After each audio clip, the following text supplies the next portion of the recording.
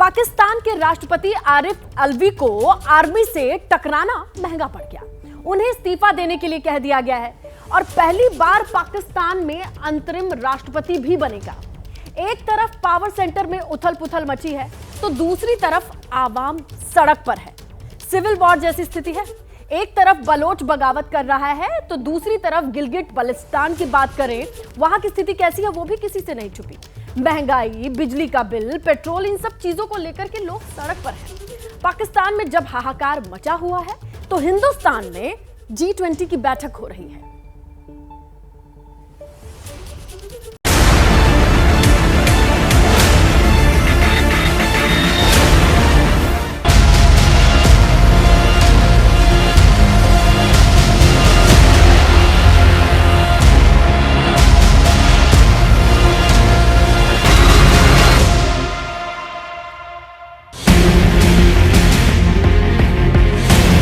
जब G20 की बैठक की मेहमान नवाजी के लिए दिल्ली भव्यता की पराकाष्ठा पर इतरा रही है, जब सजी हुई दिल्ली की गली गली नई परिभाषा गढ़ रही है, जब दुनिया के ताकतवर देशों का जमावड़ा लगने वाला है,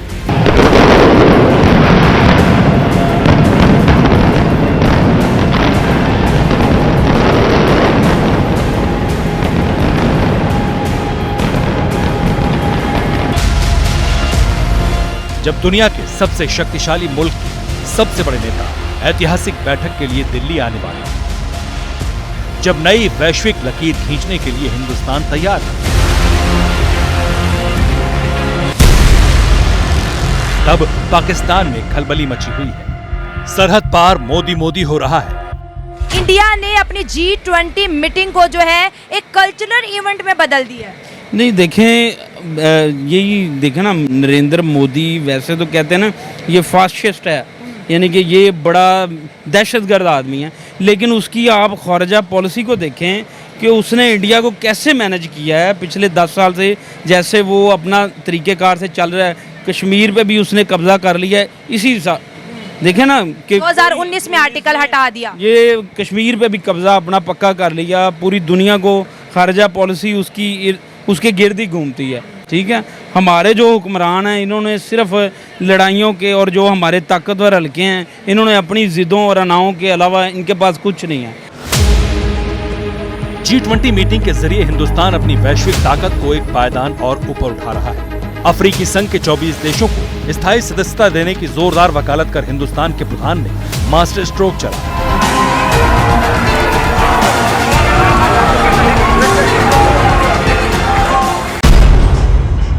जब मोदी की विश्व नायक वाली छवि और ज्यादा निखर आई, तब जिन्ना लैंड निराशा के कुएं में आकंठ डूबा हुआ है।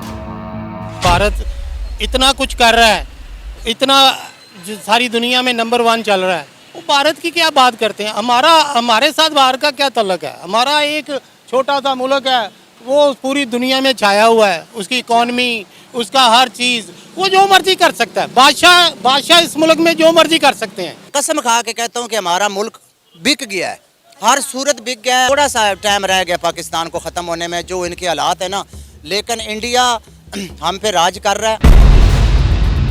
दरअसल G20 में शामिल होने के लिए पाकिस्तान भी बेचैन था। उसके आका चीन ने पैरवी भी की थी, मगर हिंदुस्तान के आगे प्रपंची पड़ोसी नहीं टिक पाया और जिन्ना के वारिसों का अरमान धरा का धरा रह गया। हुकूमत का कोई भी तरीका, कोई भी ऐसी बात नहीं है जो इंडिया का मुकाबला कर सके। वो तरक्की में हमारे से 100 में से 1000 गुना आगे चले गया है। हमारा मुल्क ये है, इसी टाइम लाइट में, पेट्रोल में लोड शेडिंग हो रही है, बेरोजगारी है। पाकिस्तान के हालात तो काफ़ी बुरे जा रहे हैं, ना कोई कारोबार है ना काम है। 3 महीने किसी दूसरी कंट्री में चले जाना तो हमें ये बात कहने में शर्म आती है कि हम पाकिस्तानी हैं। हमारा पासपोर्ट, उसकी वैल्यू है ही नहीं, ज़ीरो। किसकी वजह से? हमारी हुकूमतें ख़राब है, सब कुछ। ये पाकिस्तान में अब जो भी आगे हालात आने हैं ना, इससे भी बदतर आने हैं। पाकिस्तान की दुनिया में क्या स्थिति है ये सबको पता है। हर कोई दहशतगर्दों को पालने वाले मुल्क से दूरी बनाना चाहता है। अनफॉर्चुनेटली पाकिस्तानियों को हर जगह से, फ्रांस भी कहता है गेट आउट, टर्की भी कहता है पाकिस्तानियों गेट आउट, UAE ने भी जो है 14 सिटीज को बैन किया है, ग्रीस ने भी कहा गेट आउट पाकिस्तान। लेकिन दुनिया का हर देश भारत की ओर टकटकी लगाए देख रहा है। G20 देशों के राष्ट्राध्यक्ष हिंदुस्तान आ रहे हैं। व्लादिमीर पुतिन नहीं भी आ रहे तो उन्होंने पीएम मोदी से फोन पर बात कर अपने लेफ्टिनेंट को भेजा है। चीन के राष्ट्रपति शी जिनपिंग के न आने की वजहों को दुनिया अच्छी तरह जानती है। बाकी सब आ रहे हैं और इसकी चर्चा पाकिस्तान में बेहिसाब हो रही है। डिप्लोमेसी की एक करेंसी है, उसे कहते हैं इकोनॉमी। अच्छा। और इंडिया एक मेजर हब है इन पावर के लिए कि इन्वेस्ट करें और वहां से अपने डॉलर गेन करें। ठीक हो गया। और इंडिया भी यही डिप्लोमेसी कर रहा है कि आप कुछ दें और हमसे कुछ लें। ठीक हो गया। पाकिस्तान के लिए ऐसा कुछ देने के लिए है नहीं, हमारी एक्सपोर्ट देख ले कुछ भी नहीं है, तो कोई आपकी बात क्यों सुनेगा? ठीक है। क्योंकि इंटरनेशनल रिलेशन में हमेशा इंटरेस्ट मैटर करते हैं, ये मैटर नहीं करता कि आपका रिलीजन क्या, आपकी कास्ट क्या है। पाकिस्तान भूखमरी, बेरोजगारी, गरीबी और कंगाली का हब है। अस्थिरता चरम पर है, खैरात पर पल रहा है। बेगैरत हुकूमत मांग मांग कर देश चला रही है। कर्ज में डूबा जिन्ना का देश दिवालिया होने की कगार पर है। यही वजह है कि बड़ी आबादी भारत में शामिल होने के लिए बेकरार है। आज़ाद कश्मीर है, आज़ाद कश्मीर में देख लें, और वहाँ पे सफ़ेद मातम बिछा हुआ है कि हमने कौन सा मतलब इतना बड़ा क्या जुर्म कर लिया कि हम पाकिस्तान के साथ अटैच हो गए हैं। वो लोग मतलब क्या कहते हैं, वो तो अब गुनाहगार खुद को समझते हैं कि हमने ये बहुत बड़ी गलती कर बैठे कि पाकिस्तान के साथ गए। आज तल्ख हकीकत इस टाइम पाकिस्तान में ये बनी हुई है कि अगर इंडिया बॉर्डर खोल दे कि पाकिस्तान आ सकता है तो आधे से ज़्यादा पाकिस्तानी वहाँ मर जाए। एक चाय बेचने वाला अपने मुल्क को चांद पे ले गया। पाकिस्तान की आवाम इतनी ज्यादा हताश है कि पूछिए मत। लोग इस बात से पछता रहे हैं कि उनके पुरखों ने पाकिस्तान को चुना ही क्यों अलग देश लेकर आजाद हुए। तो हालात है, यहाँ तक सोचते हैं कि क्या अगर ये मुल्क अलग ना होता तो हम ज़्यादा बेहतर हालात में ना होते। हम तो ये सोचते हैं कि जो यहाँ पर डेवलपमेंट हुई है वो अंग्रेज़ दौर में हुई है। अगर अंग्रेज़ राज रहता तो ठीक है, मतलब उस दौर की एक अपनी मसाइल थे, लेकिन डेवलपमेंट और एक जो आज अंग्रेज़ ने अपने दौर में अपने मुल्कों में कर ली है, तो हम सोचते हैं कि शायद वो हमारे मुल्क में भी होती है। ये अफसोस, ये आक्रोश, ये नाराजगी यूं ही नहीं है। पाकिस्तान के हालात विकराल हैं। हिंदुस्तान दुनिया के तमाम ताकतवर मुल्कों को बुला रहा है, अरबों रुपए खर्च कर रहा है, भारत वर्ल्ड ऑर्डर तय कर रहा है और पाकिस्तान टकटकी पर टंगा है। यही वजह है कि नई पीढ़ी अब उस जिन्ना को भी कोस रही है जिसने अपनी जिद पर कट्टर मजहबी मुल्क खड़ा किया था।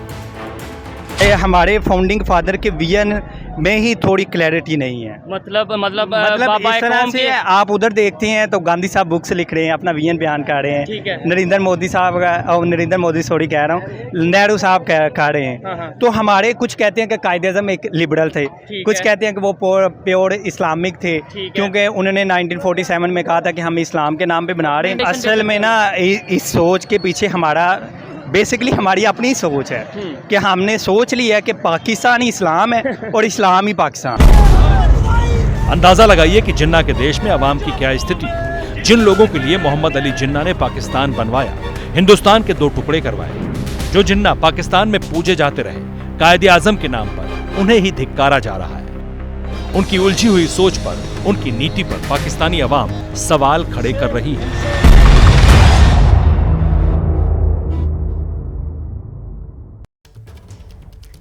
देखिए, पाकिस्तान जब से बना है तब से वहां अस्थिरता है। 1958 से में पहली बार देश में मार्शल लॉ लगा दिया गया।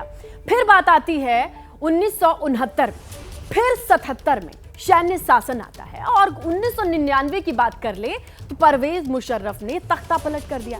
एक बार फिर पाकिस्तान में मार्शल लॉ की आहट सुनाई पड़ रही है, क्योंकि जब देश में सिविल वॉर जैसी स्थिति है तब आर्मी चीफ असीम मुनीर अचानक ही एक्टिव हो गए।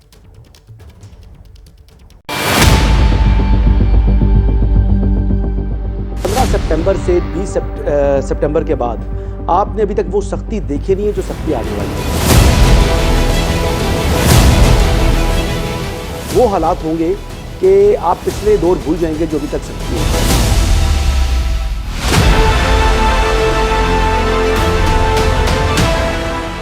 जब अस्थिरता के पेंडुलम पर पाकिस्तान डोल रहा है, जब प्रपंची पड़ोसी देश की अर्थव्यवस्था रसातल में उतरती जा रही है, जब जिन्ना का कंगाल मुल्क दिवालिया होने की कगार पर है,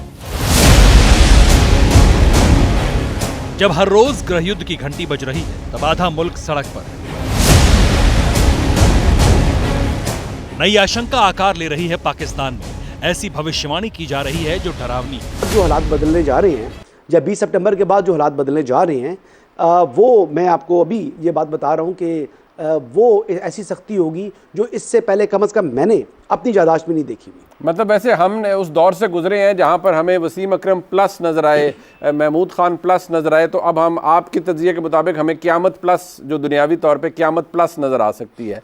और उसका नहीं, हमने ये सुना था ना कि ज़ियाउल हक साहब के दौर में, ज़ियाउल हक साहब के दौर में बड़ी सख्ती होती थी, बड़ा ये होता था, वो होता था, तो मैंने तो वो दौर नहीं देखा हुआ ना सही तरीके से। बिल्कुल सही, बिल्कुल। तो वो जो अपनी याददाश्त के अंदर जो दौर हैं, वो उनमें मुझे कह रहे हैं कि मुशर्रफ का दौर भी आप भूल जाएंगे। अच्छा, जो अभी आने वाली है सख्ती, लेकिन वो सख्ती इस तरह नहीं होगी कि किसी गुजरने वाले को पकड़ के उठा के जनाब वो फैंटी लगानी शुरू कर दी। जिस बंदे ने कानून को हाथ में लिया, बिलखुसूस 9 मई वालों के साथ जो होना है, मैं आपको बताऊं कि उनके लिए जो है वो क़यामत आने वाली है। बिल्कुल 9 मई वालों के लिए क़यामत कुबरा आने वाली है, सुगरा भी नहीं होगी।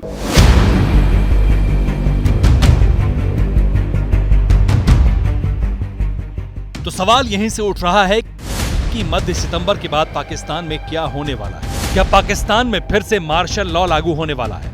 क्या तानाशाह ज़ियाउल हक का दौर फिर आएगा?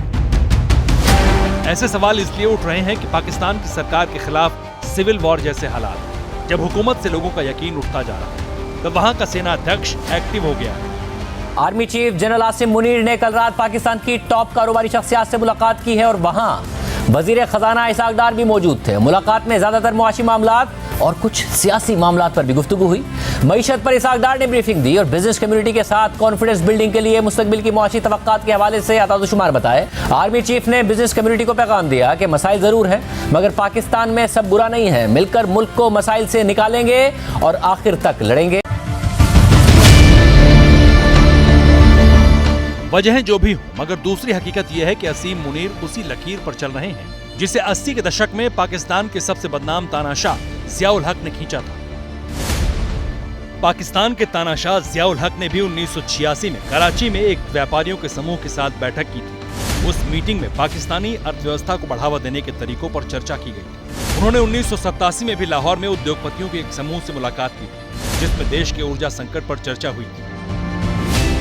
अब असीम मुनीर भी कारोबारियों से मिल रहे हैं, मुल्क बचाने के नाम पर अपने कब्जे को विस्तार दे रहे हैं। यानी अब तक आर्मी चीफ जो रिमोट से कंट्रोल कर रहे थे, अब वो डायरेक्ट डील कर रहे हैं। तो आगे का सवाल यही है कि क्या देश के मौजूदा हालात को आधार बनाकर असीम मुनीर पाकिस्तान पर मार्शल लॉ थोप देंगे?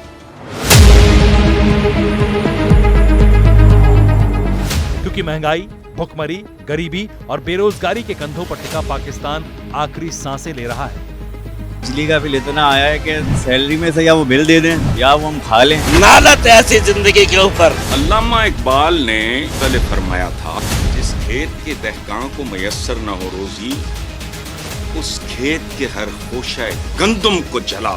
हमारा कुछ करे, नहीं करना तो मैं सीधी तरह कुछ दे के मार दे। मर जाना सानू कबूल है, मार जाना आके रात को आके वट जान, साडे को नीने स्यापे होंगे। शिफाई ने लिखा, दुनिया में कतील उससा मुनाफिक नहीं देखा जो जुल्म तो सहता है, बगावत नहीं करता। शुक्र है गैरत आई है। लोगों ने बिल गले में डाल के खुदकुशी कर ली, तो इनको बेगैरतों को ये शर्म नहीं आ रही। वीर न्याजी लिखते हैं, इस शहरे संग दिल को जला देना चाहिए। सिर्फ बिजली के बिलों को नहीं, इस शहरे संग दिल को जला देना चाहिए, फिर इसकी राख को भी उड़ा देना चाहिए। मिलती नहीं अमान हमें जिस जमीन पर, एक हश्र उस जमीन पे उठा देना।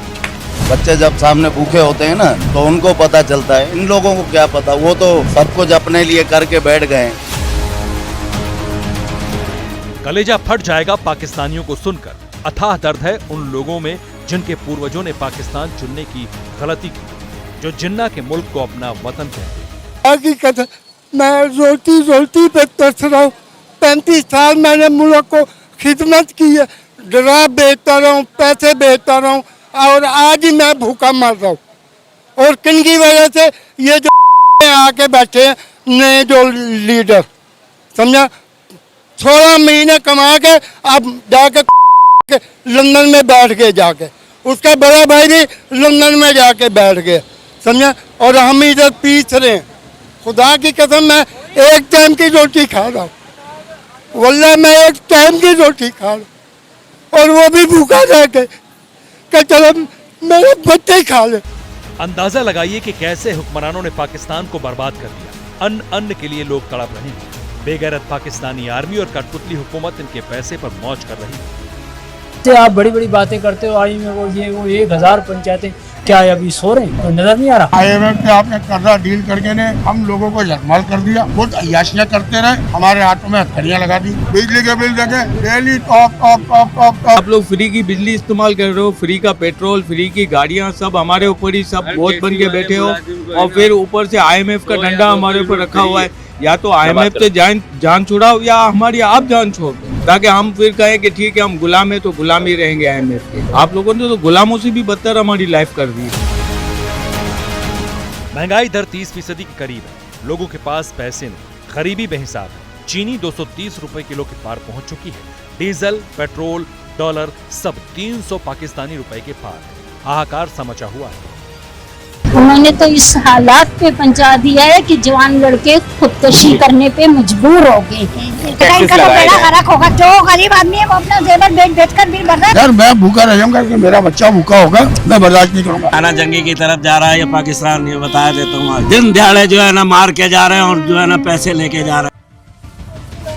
ये गरीब पाकिस्तानी जो सड़क पर बैठा हुआ है, पाकिस्तान और पाकिस्तान की बेगैरत हुकूमत को कोस रहा है। ये पाकिस्तान है,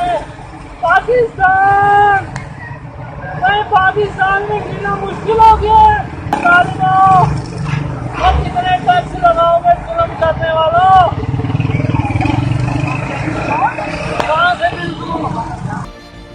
समझिए कि हालात कितने बदतर हो चुके हैं। हजारों लाखों में लोगों के पास बिजली के बिल आ रहे हैं। अवाम सड़क पर है, कारोबारियों ने दुकानें बंद कर रखी हैं, सब कुछ अस्त व्यस्त है। यहाँ पे मार्केट में जो भी मोबाइल बेचने आता है ना, सेल करने, उसमें से 100 में से 90% लोग यही कह रहे हैं कि हमने बिजली का बिल देना है, मोबाइल सेल कर रहे हैं। यकीन माने अगर वो इस महीने मोबाइल सेल कर रहे हैं, अगले महीने उस वाइफ का या कोई ना कोई जेवर बेच के उसने बिल अदा पे करना है। कलेजा कपाने वाली ये वो हकीकत है जिसे पाकिस्तानी जी रहे हैं, बर्दाश्त कर रहे हैं, किश्तों में टूट रहे हैं, बिखरते जा रहे हैं। यही वजह है कि एक तरफ जहां गिलगित बाल्टिस्तान में सड़क पर उतरी आवाम हिंदुस्तान में शामिल होने का ऐलान कर रही है, तो वहीं बलूचिस्तान वाले कह रहे हैं कि हम आजाद हैं। बलूच एक तारीखी कौम है, बलूच एक बलायन तारीख است، बलूच एक तारीखी हैसियत است، बलूच एक तारीखी मुकाम است، बलूच एक आज़ाद और खुद मुख्तियार कौमी बूता। दुनिया है तारीख एक किस्सा बूता। पाकिस्तान अगर आत का बलूचिस्तान सर कब्जा करता, मरोचे बलोच वसाइला नीलाम का नगेतंत। बलोच न सिर्फ पाकिस्तान से आजादी की बात कर रहे हैं, बल्कि ड्रैगन को धमका रहे हैं। लकीर लांघने पर अंजाम भुगतने की वार्निंग दे रहे हैं। ऐसी वार्निंग जिसे कई दफा बलोच आर्मी हकीकत में बदल चुकी है। ऐसे में जब असीम मुनीर की अचानक सक्रियता बढ़ी है, लोग मध्य सितंबर के बाद कयामत प्लस की भविष्यवाणी कर रहे हैं। ज़ियाउल हक को याद किया जा रहा है, तो सवाल उठ रहा है कि क्या वाकई फिर से पाकिस्तान में मार्शल लॉ लगने वाला है।